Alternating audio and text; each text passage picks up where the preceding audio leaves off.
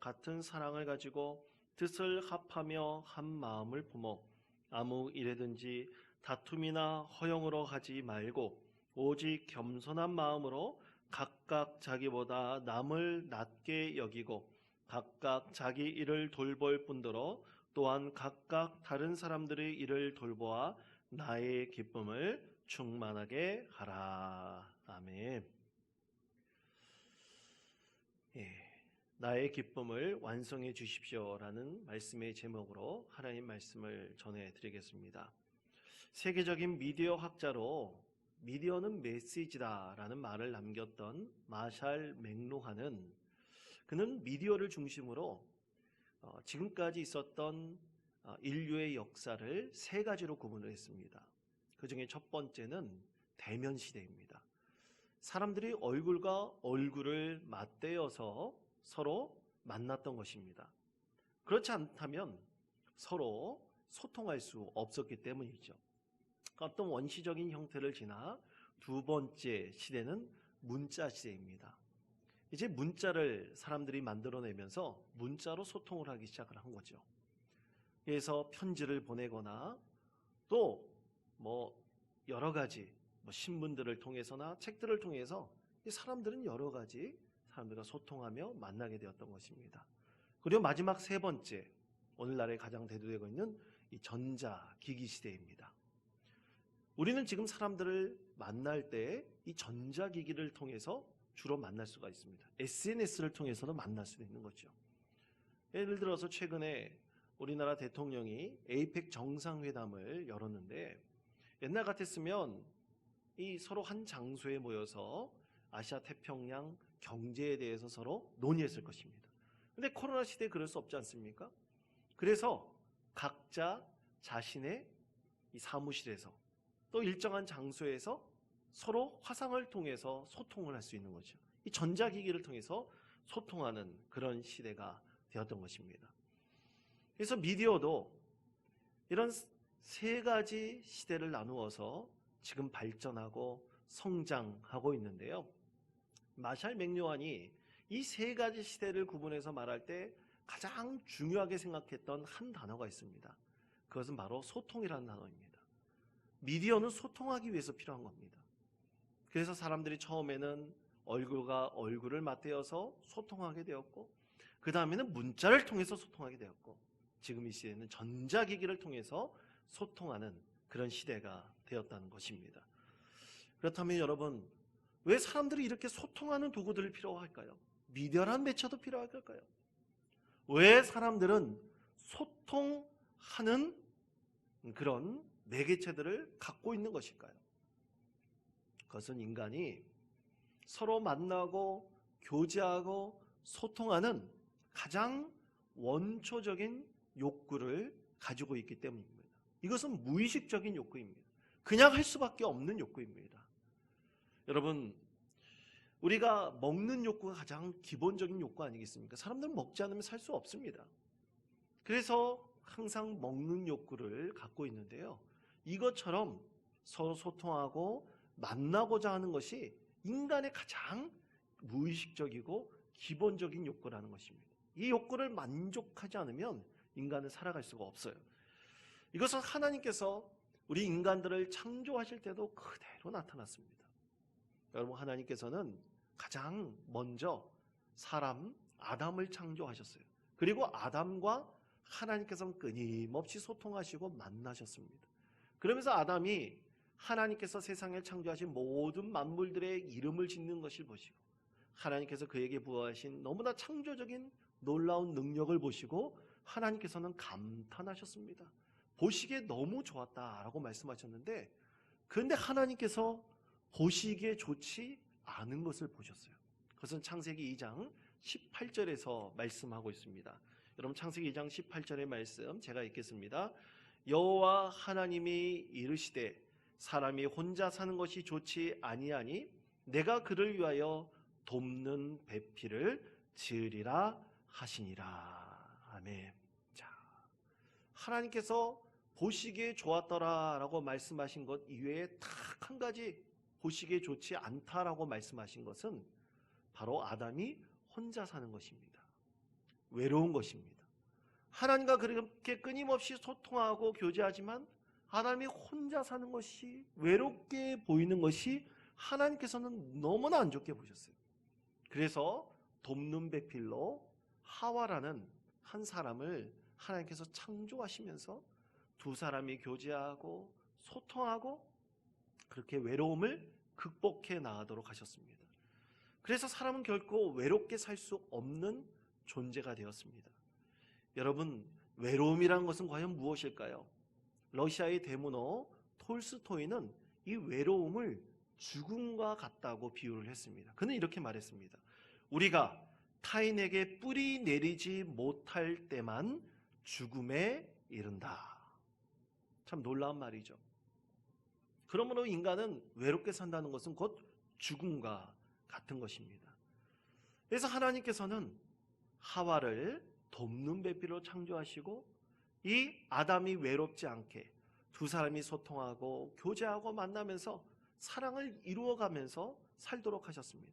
그러면서 하나님께서 명령하신 것이 있어요. 그것은 바로 생육하고 번성하라는 하나님의 명령이셨습니다. 하나님께서는 인류를 최초로 창조하시고 또 인류가 죄악 가운데 살아가는 것을 보시면서 하나님께서는 분노 가운데 인류를 멸하셨습니다. 물로 다 멸하셨습니다.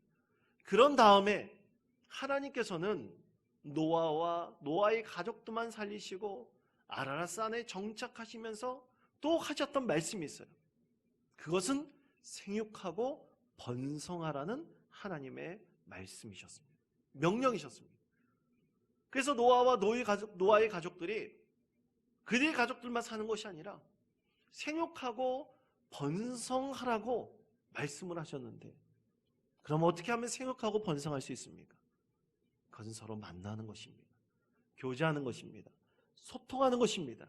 그것이 바로 생육하고 번성하는 거예요. 그것을 통해서 하나님께서는 이 인류가 끊임없이 소통하고 만남을 통해서 생육하고 번성하고 오늘날과 같이 전 세계 수많은 사람들이 이 땅 가운데 번영을 누리고 살도록 하셨습니다.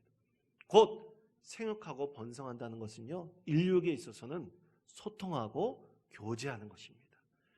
자, 그런데 생육하고 번성하기 위해서 소통하고 교제를 하는데, 그러면 그것으로 끝나는 것인가? 그렇게 하면 되는 것인가? 결코 그렇지 않습니다. 하나님께서는 그 가운데 의미를 부여하시고 목적을 부여하셨습니다. 그래서 우리 인류가 어떻게 생육하고 번성하여 어떤 소통과 교제를 이루느냐, 그것을 통해서 하나님께서 원하시는 이런 믿음의 공동체, 하나님께서 원하시는 인류가 되기를 간절히 소망하셨던 것입니다. 그것이 바로 오늘 우리에게 주신 하나님의 말씀의 가장 중요한 주제입니다. 자, 하나님께서 오늘 우리에게 이렇게 말씀하셨습니다. 빌립보서 2장 1절에서부터 2절까지 말씀입니다. 우리 다 같이 한 목소리로 봉독하겠습니다. 그러므로 그리스도 안에 무슨 권면이나 사랑의 무슨 위로나 성령의 무슨 교제나 긍휼이나 자비가 있거든 마음을 같이하여 같은 사랑을 가지고 뜻을 합하며 한 마음을 품어. 아멘. 자, 여러분, 이 말씀을 쉽게 하면 이렇게 해석할 수가 있습니다. 제가 읽겠습니다. 그리스도 안에서 서로 권면할 때, 서로 위로할 때, 성령으로 교제하고 서로의 아픔을 공감하고 불쌍히 여겨줄 때, 여러분은 같은 생각을 품고 같은 사랑을 가지고 한 마음 한 뜻이 되어 나의 기쁨을 완성해 주십시오. 여러분, 이렇게 번역할 수가 있습니다. 이것은 바울 사도가 빌립보 교회를 개척할 때 항상 그의 마음에 품고 기도했던 세 가지 중보 기도를 담고 있습니다. 세 가지 중보 기도는 이런 것입니다. 자, 첫 번째, 서로 권면하고 위로하는 공동체입니다. 두 번째, 성령으로 교제하고 서로의 아픔을 공감할 수 있는 사랑의 공동체입니다. 그리고 세 번째, 한 마음 한 뜻을 품을 수 있는 비전 공동체입니다. 바울 사도는 이 세 가지를 빌립보 교회를 개척할 때, 또 여러 교회를 개척할 때 항상 이 소망을 품고 기도하면서 그는 교회를 개척하였습니다. 사랑하는 성도 여러분, 우리가 조금 전에 읽었던 이 세 가지, 서로 권면하고 위로하고 성령으로 교제하고 서로 아픔을 위로하고 공감하면서 한 마음과 한 뜻을 품어서 하나의 비전을 이루어갈 수 있는 믿음의 공동체 이루시는 우리 성도들 되시기를 축원드립니다. 그런데 여러분, 이렇게 세 가지를 기도하면서 바울 사도가 교회를 개척했다 그랬는데, 그렇다면 그는 왜 세 가지를 기도하면서 간절히 소망하면서 이 교회들을 개척했을까요? 여러분, 그것은 딱 한 가지 중요한 이유가 있습니다. 그것이 하나님의 기쁨이 되기 때문이었습니다. 하나님께서 원하시는 믿음의 공동체가 될 수 있기 때문입니다. 그것이 바울 사도에게는 너무나 큰 기쁨이었습니다. 빌립보 교회뿐만 아니라 그가 개척했던 많은 교회들이 서로 권면하고 위로하고 성령으로 하나 되어서 서로 아픔을 공감하고 또 한 마음과 한 뜻을 품어서 하나님께서 원하시는 그 비전의 공동체를 이뤄가는 것, 그렇게 이뤄가는 교회들의 소식이 그에게는 너무나 큰 기쁨이었습니다.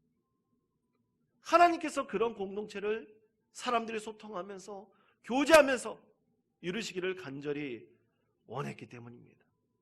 그래서 바울은 감옥 속에 있으면서 그 감옥에 나오는 것이 중요하지 않았습니다. 이런 기쁜 좋은 소식이 그에게 들려지면서 그가 기도하고 소망했던 것이 교회 공동체를 통해서 이루어지는 것이 진정한 그의 기쁨이었기 때문입니다. 사랑하는 성도 여러분, 교회는요, 하나님께서 이 세상에 남겨놓은 천국의 모형입니다. 여러분 믿으십니까? 정말 그렇게 믿으십니까? 우리는 사실 천국이 어떤 것인지는 정확히 알 수가 없습니다. 여러분 죽어보셨습니까? 혹시 살아나 보셨나요? 천국에 갔다 오지 않고서는 우리는 천국에 대한 것을 정확하게 알 수가 없습니다. 성경에서 말씀하고 있지만 우리는 이 세상에서 하나님께서 남겨놓으신 이 교회 공동체가 천국의 모형임을 알고 천국의 모형을 만들어가고 있는 것입니다. 한 재미있는 천국의 그리고 지옥에 대한 모형에 대한 이야기가 있습니다. 어떤 사람이 천국과 지옥을 갔다 왔어요. 근데 너무나 실망스럽게도 성경에서 말씀하고 있는 모양이 아니었습니다. 그리고 천국과 지옥에 다른 것이 하나도 없었습니다. 지옥에 내려가는 큰 불구덩이에 있어가지고 사람들이 거기서 고통받을 줄 알았는데 그런 것은 하나도 없고 세상과 별반 차이가 없었습니다. 천국과 지옥의 모양이 너무나 똑같았던 것입니다. 근데 그는 결정적으로 천국과 지옥의 차이점을 분명히 알게 되었습니다. 그것은 식사 시간이 되었어요. 식사 시간이 되었을 때 사람들을 보니까 사람들이 다 팔이 이렇게 뻗어 있는데 이 팔이 막대기에 다 묶여져 있었어요. 팔을 구부릴 수가 없었습니다. 팔을 구부릴 수가 없으니까 이 산의 진비가 착 차려져 있는 밥상 위에서 어떤 사람도 밥을 제대로 먹을 수가 없었습니다. 그런데 그가 지옥에 가봤어요. 지옥에 갔더니 식사 시간이 완전히 난장판이었습니다. 사람들이 서로 다투고 난리가 났습니다. 아니 팔이 뻗어서 구부릴 수가 없는데 반찬 하나도 젓가락으로 집어서 먹을 수 없음에도 불구하고 그 산의 진비들을 누가 더 많이 먹느냐 차지하느냐 이걸 가지고 하나도 입에 넣을 수 없음에도 불구하고 사람들이 다투고 싸우고 있었던 것입니다. 천국에 가봤습니다. 근데 천국에는 기쁨이 넘치고 웃음이 절로 나고 사람들의 그 기쁜 소리가 너무나 행복하게 들려왔습니다. 왜냐하면 팔이 뻗어서 그 뻗은 팔로 서로 먹여주고 있었던 것입니다. 자기가 스스로 먹을 수 없으니 다른 사람이 먹여달라고 하는 것, 만나다고 하는 것을 서로 먹여주면서 그렇게 사람들이 기뻐하고 즐거워하고 있었던 것입니다. 그렇습니다. 성도 여러분, 교회는 진짜 이 세상에 남겨놓으신 천국의 모형입니다. 서로 소통하고 교제하면서 권면하고 공감하고 또 한마음이 되는 것, 이것을 통해서 오늘날 우리는 이런 믿음의 공동체를 이루어갈 때 하나님께서 그것을 통해서 천국의 모형을 이루어가도록 하신 것입니다. 그래서 바울사도는 이것을 위해서 끊임없이 중보기 당했던 것입니다. 그런데 만약 이것을 이루어가지 못한다면 교회는 천국의 모형이 아니라 지옥의 모형이 되는 것입니다. 저희 교회는 지난주 금요일, 토요일 이 삼계탕용 닭 250마리를 양인 시찰에 있는 10개의 교회들과 또 우리 교회에서 나누는 사랑의 도시락에 받는 성도들과 이웃들, 그리고 우리가 미처 돌보지 못했던 성도들에게 나누어 드렸습니다. 어떻게 250마리의 닭을 우리가 나눠주게 되었느냐? 우리 장현석 장로님 통해서 참 그 공개되어진 참으로 좋은 그 믿음의 좋은 선물을 우리가 받게 되었습니다. 참으로 감사한 일입니다.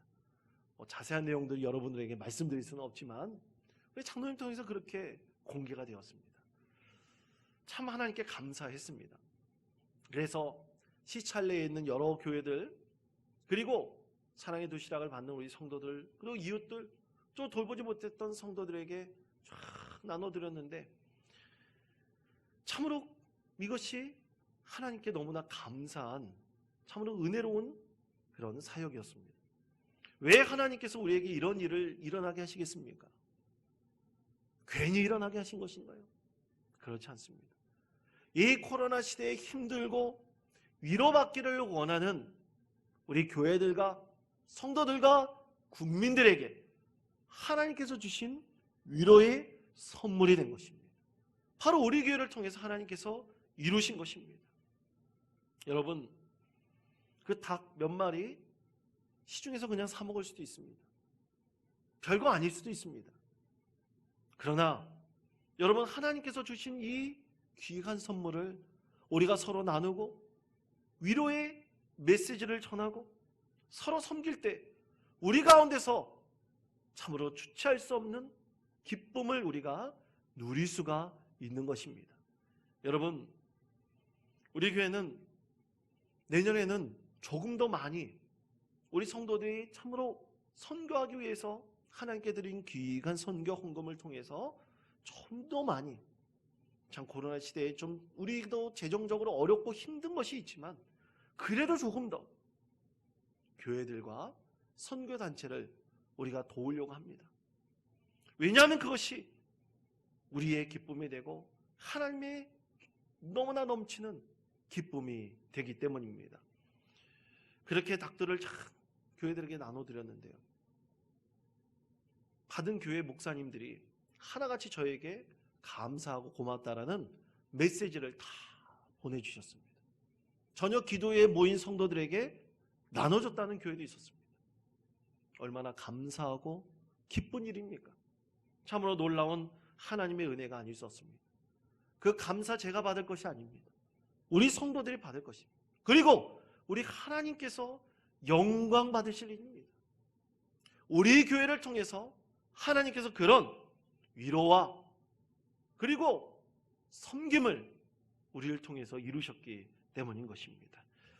자, 우리 원통장로교회가 정말 하나님께 주신 그런 능력을 가지고 하나님께 주신 그 힘을 가지고 서로 위로하고 공감하며 또 기쁨을 함께 나눌 수 있는 그런 믿음의 공동체 되시기를 간절히 축원드립니다.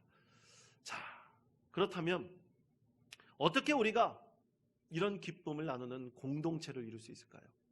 바울 사도는 오늘 빌보 교회를 위해서 3가지 중보기도를 하면서 그들에게 3가지 중요한 실천 사항을 권면하고 있습니다. 자, 첫째, 그것은 이기심과 허영심에 대해서입니다. 빌립보서 2장 3절 상반부분의 말씀인데요. 자, 우리 화면에 있는 말씀을 다 같이 한 목소리로 봉독하겠습니다. 아무 일에든지 다툼이나 허용으로 하지 말고. 아멘. 자, 여러분, 다툼이라는 헬라어 단어는 에리세이아라는 단어를 사용합니다.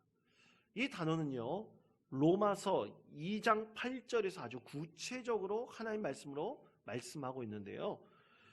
이런 말씀입니다. 오직 당을 지어 진리를 따르지 아니하고 불의를 따르는 자에게는 진노와 분노로 하시리라. 아멘.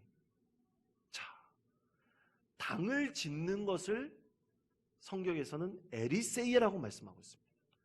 당을 짓는 것. 당을 왜 짓습니까? 이기적인 목적, 자기가 추구하는 것을 이루기 위해서 당을 짓는 거 아닙니까?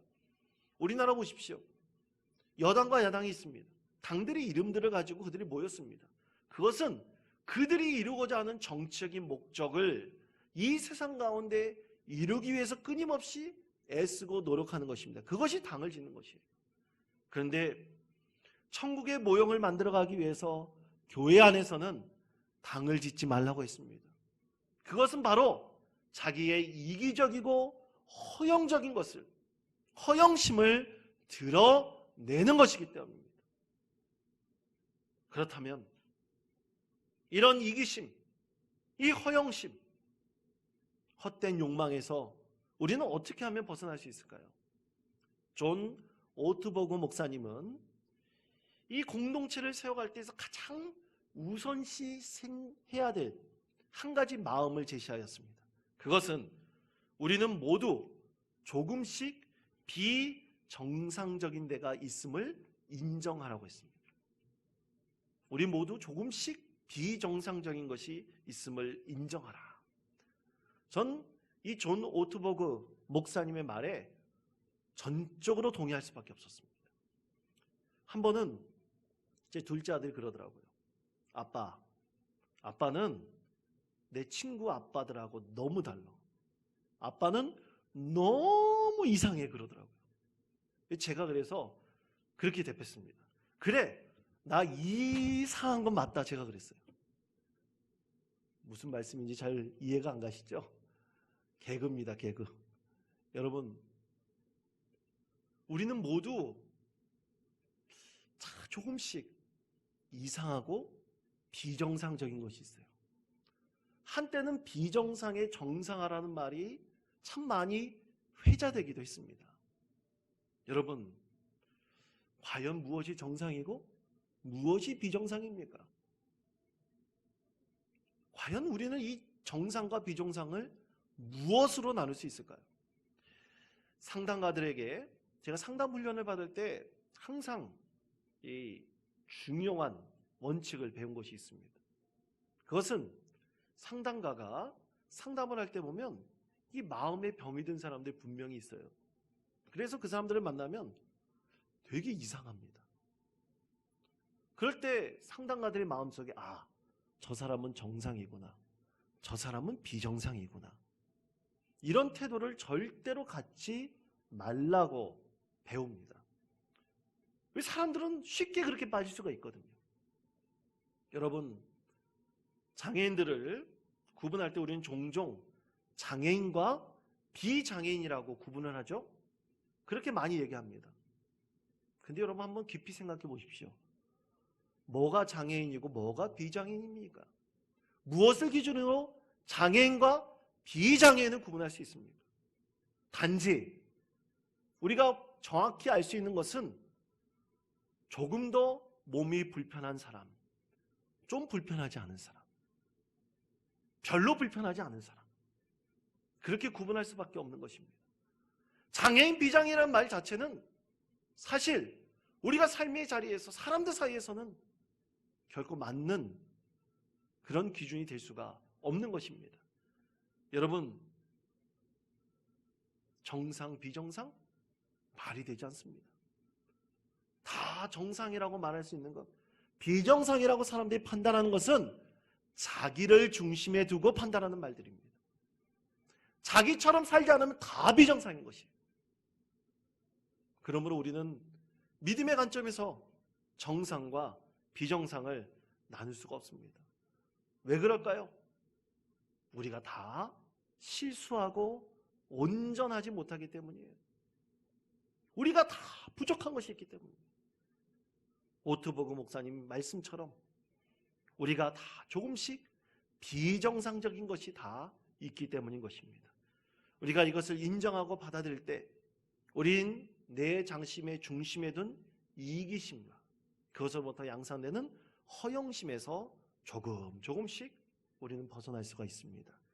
두 번째, 겸손함에 대해서 말씀하고 있습니다. 자, 빌립보서 2장 3절 하반부분의 말씀 우리 다 같이 한 목소리로 봉독하겠습니다. 오직 겸손한 마음으로 각각 자기보다 남을 낮게 여기고. 아멘. 자, 겸손함, 이 행동을 우리 삶의 속에서 보이라는 것입니다. 자신보다 남을 조금 더 낮게 여기라는 거예요. 여러분, 이것이 참 어렵습니다. 왜냐하면 이 겸손함에는 항상 자신을 낮춰야 되기 때문이에요. 여러분, 겸손함의 덕을 삼는 것, 그런데 그것에 대해서 우리에게는 너무나 많은 유익이 있다고 말하고 있습니다. 여러분, 한자어로서 일겸사익이라는 말이 있습니다.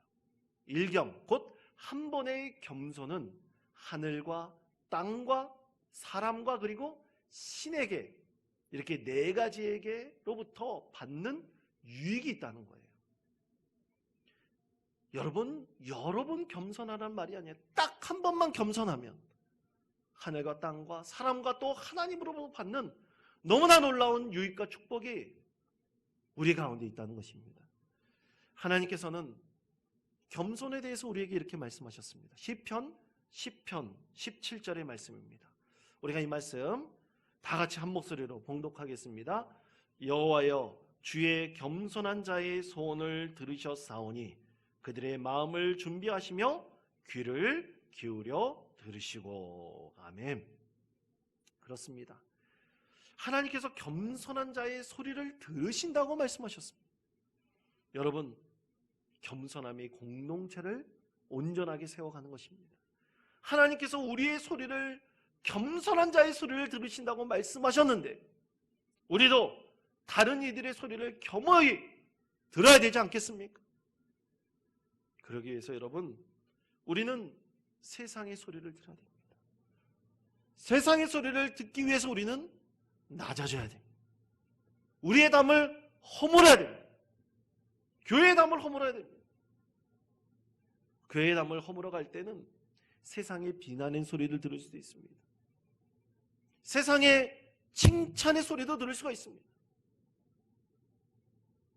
그렇게 계속해서 우리가 쌓아놓은 높은 담을 조금씩 허물어감을 통해서 우리는 세상과 소통할 수 있는 교회가 될 수 있습니다. 세상과 하나 될 수 있는, 그리고 세상에서 하나님의 뜻을 이룰 수 있는 참으로 놀라운 믿음의 공동체를 이룰 수가 있는 것입니다.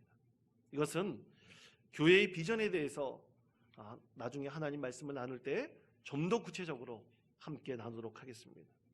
마지막 세 번째로 섬김에 대해서입니다. 자, 빌립보서 2장 4절 말씀 제가 읽겠습니다. 각각 자기 일을 돌볼 뿐더러 또한 각각 다른 사람들의 일을 돌보아 나의 기쁨을 충만하게 하라. 아멘. 그렇습니다. 여러분, 믿는 사람들이 이런 사람들입니다. 자기 일도 성실하게 감당하지만 남의 일도 같이 하는 것이 바로 섬김입니다. 내 일처럼 이웃의 일도 돌봐 주어야 합니다. 매년 저희 교회 추수감사주일이 다가오면 여러분도 잘 아시겠지만 어떤 한 과일 가게에서 우리 교회에 꼭 과일을 올려주십니다. 선물해 주십니다. 여러분, 아마 그분이 어떤 분인지 잘 아실 겁니다. 근데 저는 사실 그 과일 가게 주인이 어떤 분인지 잘 모릅니다. 그분이 어떤 성격을 갖고 어떤 삶을 살았는지 저는 잘 모릅니다. 저는 그분에 대해서 판단할 어떤 기준도 하나도 없습니다. 근데 그분이 과일을 우리 교회에 추수감사주일 때만 되면 올려주시면 저는 꼭 방문해서 감사 인사를 드립니다. 왜냐하면 너무나 고맙기 때문에. 아무런 관계도 없는 우리 교회에 그렇게 올려주시는 그 마음이 너무나 감사하고 너무나 귀하기 때문입니다. 그래서 감사 인사를 드리고 직접 가고, 또 과일을 살 일이 있으면 다른 가게 사지 않습니다. 꼭 그 가게에서 과일을 삽니다. 왜냐하면 너무나 고맙고 감사하기 때문입니다. 여러분, 세상에서는요, 자기 일만 돌보는 사람들이 많다면, 이 세상에서 그런 사람들이 많다. 아니, 교회 안에서 자기 일만 돌보는 사람이 많다면 얼마나 우매한 자입니까? 사람은 결코 혼자 살 수가 없습니다. 그것이 우리 인생의 온전한 믿음의 법칙입니다. 여러분, 우분투라는 단어를 여러분 들어보셨을 것입니다. 우분투라는 뜻은요, 아프리카 반투족의 언어인데요, 내가 있기에 내가 있다는 뜻입니다. 내가 먼저 있기에 내가 있는 것이 아니라 내가 있기에 내가 있다는 뜻입니다. 자, 이 단어가 전해지는 하나의 일화가 있어요. 세계의 인류학자가 이 아프리카 부족을 연구했는데, 한 마을에 들어가서 아이들을 모아놓고 한 게임을 제안했습니다. 저기 저 앞에 있는 나무에 맛있는 과일을 과일들을 놓았으니까 가장 먼저 달려가는 아이가 그 과일을 다 차지할 수 있다. 그런 게임을 제안을 했어요. 이 인류학자는 출발 딱 하고 신호를 쏘아 올리면 아이들이 일제히 저 나무에 달려있는 과일을 차지하려고 달려갈 것이다 라고 상상을 했어요. 근데 그 상상은 완전히 무너졌습니다. 출발 땅! 신호가 들리자 아이들이 손살같이 그곳으로 달려갈 줄 알았는데, 아이들이 서로 손을 잡고 함께 그 나무인대로 달려가서 거기에 달려있는 맛난 과일들을 따서 아이들이 그 자리에서 과일들을 나눠 먹는 것이었습니다. 인류학자는 눈이 휘둥그레졌어요. 의아했습니다. 아이들에게 물어보았습니다. 왜 너희들은 먼저 달려가서 과일을 따먹지 않았니? 과일을 먼저 달려간 사람이 다 차지할 수 있었는데 왜 너희들은 그렇지 않았니? 라고 물어봤더니 아이들이 한 목소리로 우분투! 라고 대답을 했어요. 그러면서 한 아이가 대답을 했습니다. 나머지 아이들이 슬픈데 어찌 나 혼자만 기분이 좋을 수 있는 거죠? 그 말 한마디에 인류를 연구하는 인류학자는 그의 모든 서구적인 사고와 그가 상상했던 모든 것들을 완전히 되바꿔 버렸습니다. 그렇습니다. 여러분, 신앙은 우리의 태도와 관점을 끊임없이 바꾸어가는 것입니다. 그래서 우리의 믿음의 공동체를 이루도록 우리를 늘 새롭게 하는 것입니다. 그것이 바로 믿음입니다. 그래서 우리는 오늘도 함께 천국의 모형을 만들어가고 있는 것입니다. 여러분, 사랑하는 성도 여러분, 너도 나도 너무나 어려운 시기입니다. 이기심과 허영심을 멀리하십시다. 겸손하십시다. 그리고 서로 섬기십시다. 내가 있기에 내가 있다라는, 그리고 이웃이 기뻐함이 나의 기쁨이 되는 그것을 이루어감을 통해서 참으로 하나님께서 세워가시는 놀라운 믿음의 공동체를 꼭 이루어가십시다. 그것을 통해서 이 세상에서 참으로 하나님께 주신 놀라운 기쁨을 함께 누리며 하나님 뜻을 이 세상 가운데 온전히 세워가시는 우리 원통장로교회 모든 성도 되시기를 간절히 축원드립니다.